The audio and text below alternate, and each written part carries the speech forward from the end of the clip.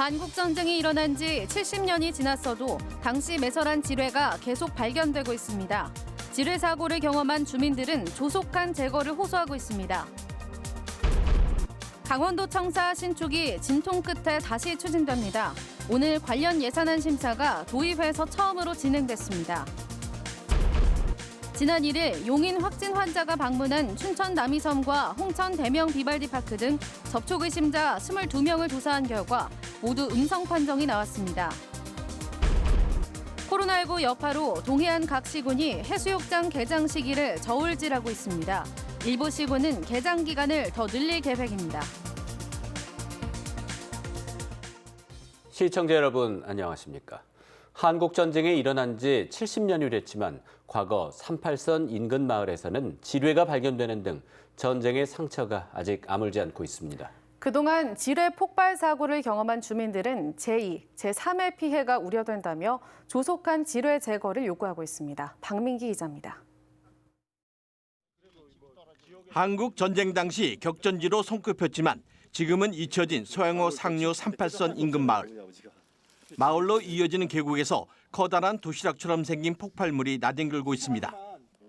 한국 전쟁 때 아군이 대전차나 대인지뢰로 사용한 M7A2입니다. 일사 후퇴 때 이제 후퇴하면서 이 지뢰를 매설했다고 그러더라고요. 설치된 지 70년가량 된 것으로 추정되지만 외형은 언제 폭발할지 모를 정도로 말짱합니다. 지뢰는 새로 일구기 시작한 밭 옆에 있는 계곡에서 발견됐습니다. 이곳에서는 전쟁이 끝난 이후에도 크고 작은 지뢰 사고가 이어졌습니다. 걸어 올라가시다가 그때만 해도 여기가 굉장히 이렇게 6.25 사변 이렇게 지뢰였고 거의 여기에서 이렇게 뭐 몇 미터 간격으로 해서 쫙 이렇게 지뢰가 지금도 지뢰가 곳곳에서 목격돼 주민들이 불안을 호소하고 있습니다. 산소에서 2m 그 앞에 있었는데 나무 사이에 꽂혀 있었거든요. 근데 그게 지금 재작년에는 봤는데 작년에 봤더니 안 보여요. 그래서 그게 떠내려오면은 현장을 둘러본 지뢰 전문가들도 미확인 지뢰 지역이 방치된 사실을 확인하고 즉각적인 대책이 필요하다고 지적하고 있습니다.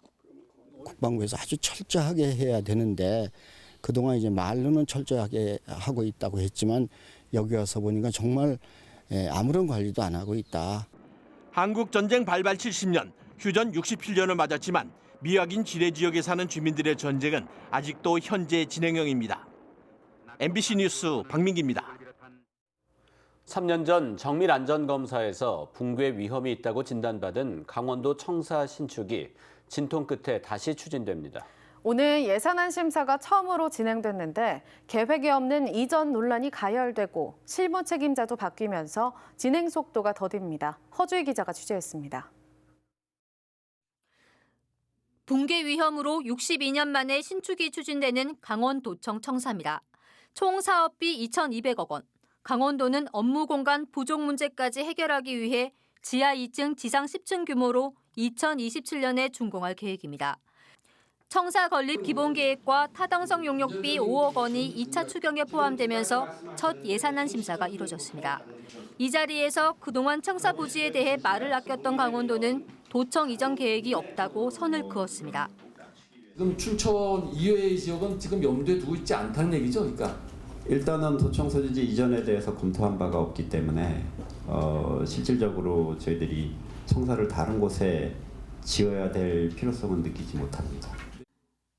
하지만 정밀 안전 진단을 받은 게 2017년인데 신축 사업은 3년 동안 별다른 진전이 없습니다. 인사 발령을 비효율적으로 한 것도 주된 이유입니다. 지난해 12월 강원도가 청사 건립의 선진 사례를 살펴본다며 9박 12일 일정으로 다녀온 미국 연수 결과 보고서.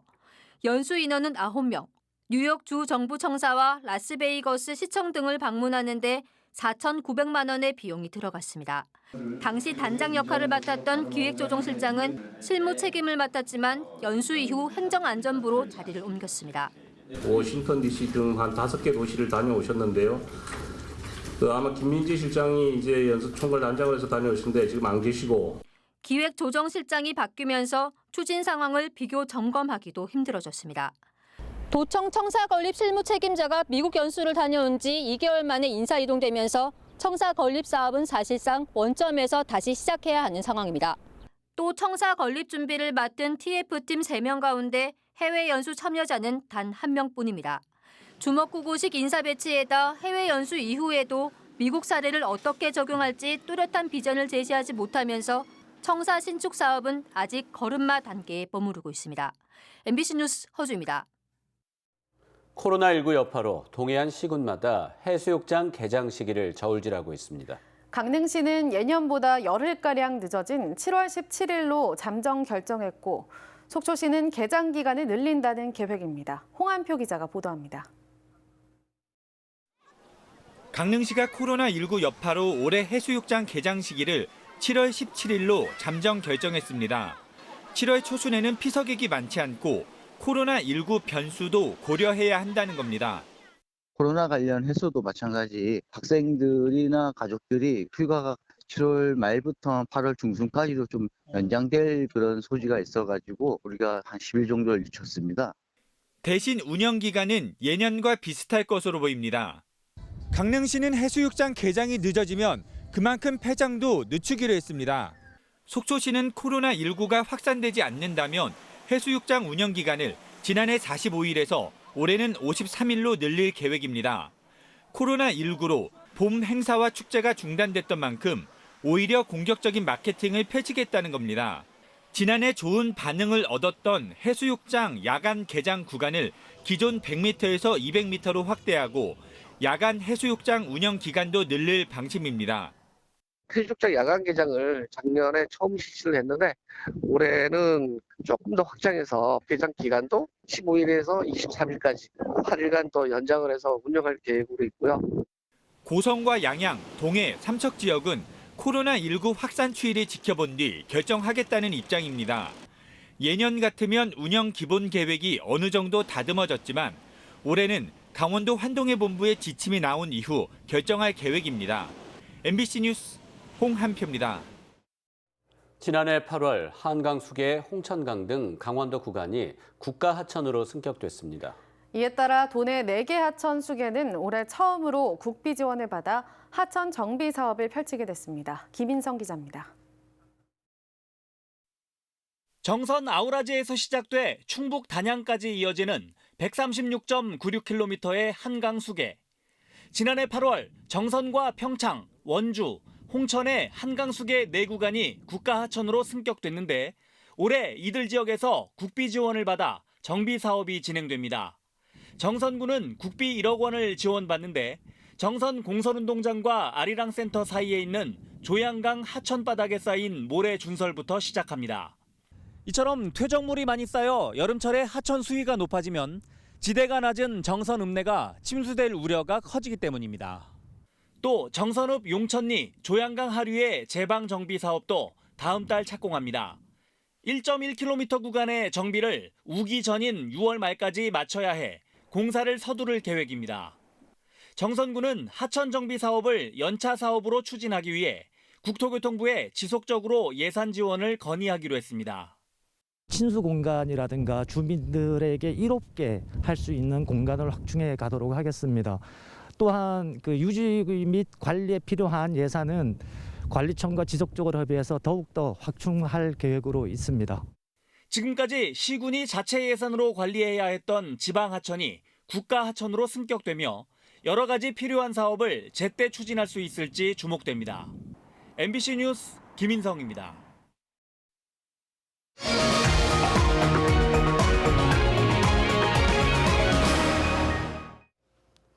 지난 1일 용인 확진 환자가 방문한 춘천 남이섬과 홍천 대명 비발디 파크 등 도내 접촉 의심자 22명을 조사한 결과 모두 코로나19 음성 판정이 나왔습니다. 홍천군 보건소는 선제적인 대응으로 리조트와 음식점 직원 등 20명을 조사했고 전원 음성이 나왔다고 밝혔습니다. 또 확진 환자가 다녀간 대명 비발디 파크와 한우식당은 평소에도 방역 조치가 이루어졌고 환자가 방문한 지도 일주일이 지나 폐쇄 조치는 하지 않는다고 설명했습니다.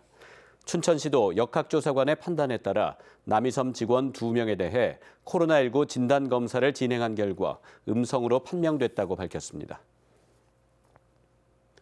1조 원 규모의 국책사업인 방사광 가속기 우선 협상 지역으로 충북 청주시가 선정됐습니다. 과학기술정보통신부는 집안 구조의 안정성과 교통 편의성, 가속기를 활용할 대학과 연구기관의 집적도 등을 평가한 결과 청주가 최적 부지라고 밝혔습니다. 지난 6일 열린 발표 평가에서 춘천은 82.59점을 받아 청주 90.54점과 전남 나주 87.33점에 이어 세 번째였던 것으로 알려졌습니다.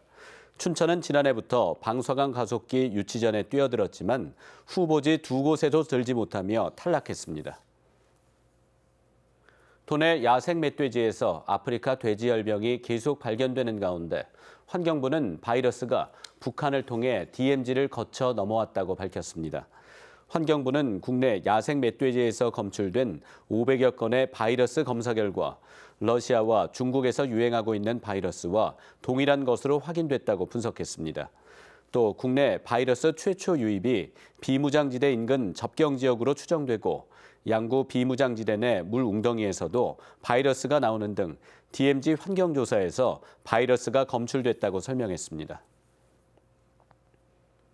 춘천시 경관위원회가 중앙로 학교 밀집 지역에 25층 오피스텔 건립에 대해 디자인 등의 보완을 주문했습니다. 경관위원회는 오피스텔 건물 형태와 디자인 등의 보완을 주문했고 이에 대해 사업자는 주문 사항에 대한 보완을 해 심의를 다시 요청할 수 있습니다. 현재 이 오피스텔 행정 절차는 춘천시 경관위원회와 강원도 건축위원회 심의만 남겨두고 있습니다. 오피스텔 건립 부지 인근 학교, 학부모회와 동창회 등은 오피스텔이 건립되면 교통 혼잡과 학습권 침해가 우려된다며 건립을 강하게 반발하고 있습니다. 코로나19 저금리 대출을 해주겠다며 소상공인에게 접근해 돈을 갈취하려던 20대 남성이 경찰에 붙잡혔습니다. 강원지방경찰청은 사기 미수 혐의로 20대 남성 A씨를 검거했다고 밝혔습니다. A씨와 조직원들은 50대 여성에게 자신을 은행 직원이라고 속인 뒤 기존 대출금을 상환하면 저금리 대출을 해주겠다며 돈을 갈취하려고 한 혐의를 받고 있습니다. 경찰은 코로나19 대출이나 재난지원금으로 보이스피싱 범죄가 잇따르고 있다며 각별한 주의를 당부했습니다. 강원경찰이 지역경기 활성화를 위해 강원지방경찰청사를 개방해 중소기업 제품 판매전과 푸드트럭 초청 행사를 열었습니다. 강원경찰은 코로나19 사태 장기화로 수출 판로가 막힌 춘천 향토기업을 지원하고 행사 취소로 어려움을 겪는 춘천 내 푸드트럭도 함께 초청했다고 밝혔습니다. 강원경찰청사에서 진행된 이번 행사에서는 춘천기업이 생산한 식품과 화장품, 건강기능식품을 시중보다 10에서 50% 정도 할인 판매했습니다. 2주 넘게 영서 지역의 건조특보가 이어지고 있는 가운데 홍천에서 산불이 잇따라 발생했습니다. 산림당국에 따르면 오늘 오후 2시 50분쯤 홍천군 홍천읍 상호안리에서 원인을 알 수 없는 산불이 발생해 진화헬기 한 대와 인력 50명을 투입해 55분 만에 주불을 진화했습니다. 또 오후 3시 15분쯤 홍천군 서면 마곡리에서도 주택에서 산으로 불이 옮겨 붙으면서 산불이 발생해 헬기 석 대가 투입돼 1시간 만에 큰 불줄기를 잡았습니다. 대형 산불 등 특수 재난에 대응할 수 있는 다목적 대형 소방헬기의 도입이 내년부터 본격 추진될 전망입니다. 김충식 강원도 소방본부장은 도의회 추경 예산 심사에서 내년도 소방안전교부세 예산에 강원소방 다목적 대형 헬기 도입을 위한 예산 125억 원이 포함될 것이 확실시된다고 말했습니다. 강원소방은 이 예산에 도비 145억 원을 더해 2023년 환동의 특수재난대응단에 다목적 대형 헬기를 배치할 계획입니다. 현재 강원소방에는 담수 용량이 적은 인명구조용 소형 헬기 2대만 배치된 상황입니다. 춘천의 대표 축제 중 하나인 막국수 닭갈비 축제가 9월로 연기됐습니다. 축제 조직위원회는 오는 6월에 열기로 했던 축제를 코로나19 방역 등의 이유로 9월로 연기한다고 밝혔습니다. 당초 막국수 닭갈비 축제는 5월에 열릴 예정이었지만 이번 결정으로 2차례 연기됐습니다. 춘천시와 축제 조직위원회는 축제가 연기된 만큼 더욱 풍성한 축제가 될 수 있도록 노력하겠다고 밝혔습니다.